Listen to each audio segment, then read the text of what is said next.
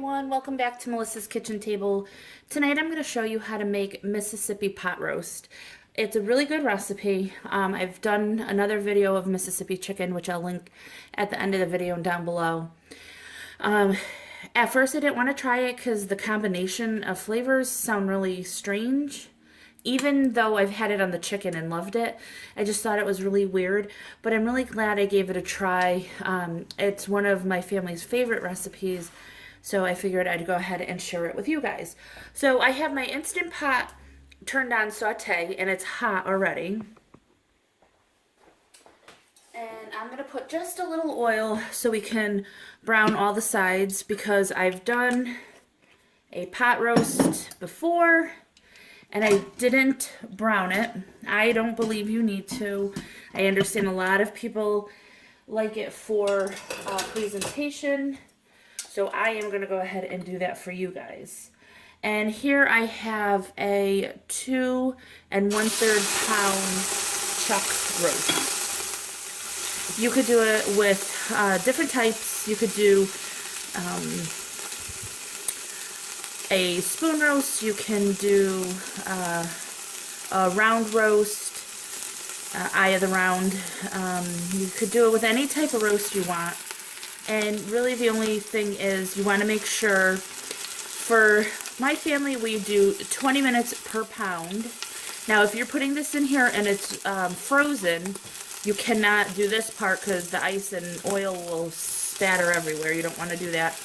But you would take 20 minutes and you have to times it by the weight of your meat times 1.5. So if you're doing a 2 pound roast, you times it by 20 minutes, or you do a 2 pound roast times 1.5 times 20 minutes. And that's how you come up with how long to do this for. Sorry if that was a little confusing. I will put it down below so no one forgets. So you're just going to want to sear it on all sides for all of those who like pretty presentations. I don't know if it's going to stay like that. Get it moved over. Alright, so I'm going to sear this, like I said, on all sides. It's only going to take about 2 minutes per side, so we'll be right back. Okay, so while that's searing on its last side, I'm going to move that over. And over here, I have 1 cup of warm water, and I'm going to mix in 1 packet of ranch dip mix and 1 packet of brown gravy mix. You could also use an au jus mix.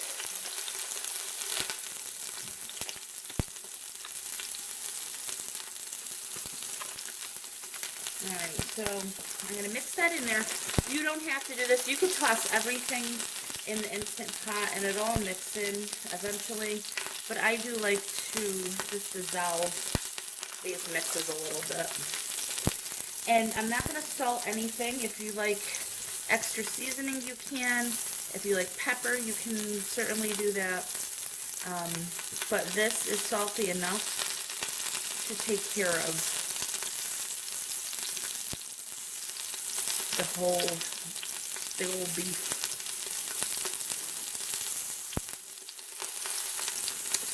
If you have a large roast, if you don't want to cook it for a long time, you could cut it up into big chunks like that, and you could get it in here for an hour, hour and a half, depending on how full it is. That way you won't have to wait as long. Alright, let me clear this off. Okay, so I am now going to turn this off.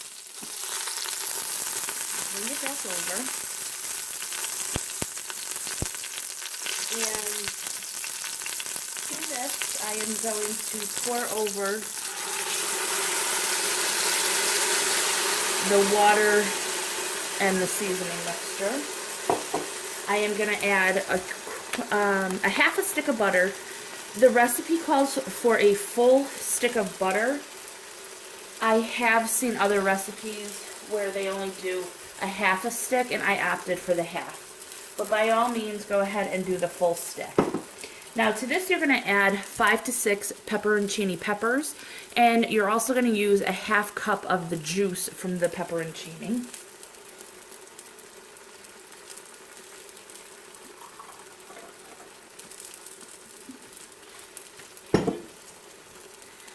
And I will pour that over as well. So there's a full cup of liquid in here, so you don't have to worry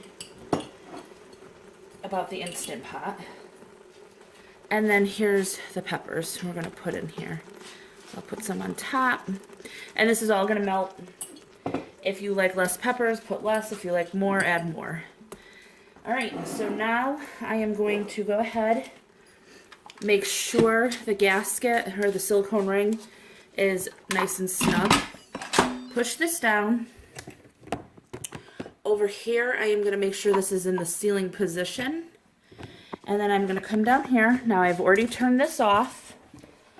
I'm going to hit manual. It's already on high pressure, but you hit the pressure button to go back and forth. And because mine is, you know what, let me get my calculator so I can show you. Okay, so for a thawed roast, mine's 2.3 pounds. 0.3 pounds times 20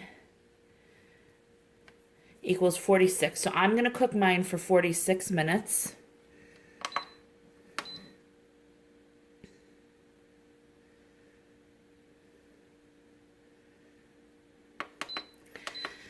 All right, so now if you were doing a frozen roast, you would do 2.3 times 1.5 equals 3.5 times 20. So if your roast was 2.3 pounds, it would be 69 minutes. So that's just how you figure that out. I wanted to show you. So yeah, I'm going to go ahead and put this on for 46 minutes. Then I am going to let it naturally release for 15 minutes. After the 15 minutes, I'll go ahead and do a quick release on it. So I'll show you what it looks like then. We'll be back.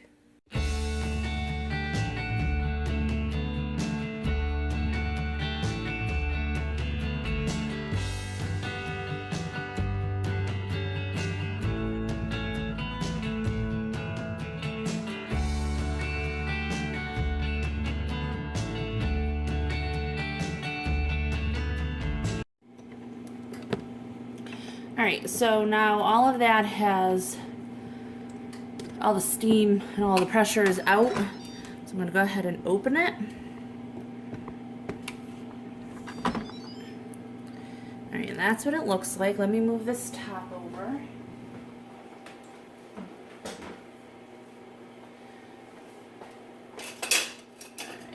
Here is our roast. I'm going to take the roast out, put that in a plate.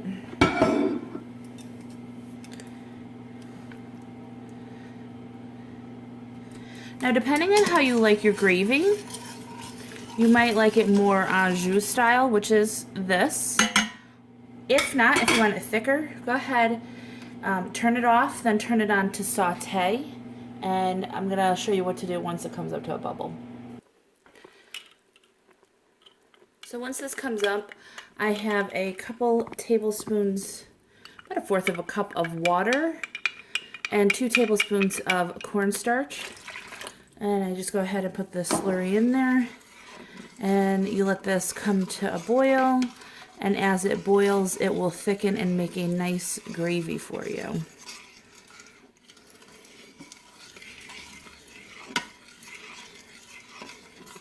Alright, so I'm going to go ahead and turn that off. That'll thicken up a little bit. And now I'm going to go ahead and slice my meat. Okay, so it's up to you how you go ahead and cut this. I'm just going to do nice thin slices. You could shred it if you like. I would do probably 25 minutes per pound if you want to just come in here and shred the meat. But this is super tender, super delicious. I like to go ahead and slice it really thin, and then I put it back in all those juices and just let it sit for a few minutes so it soaks up those juices.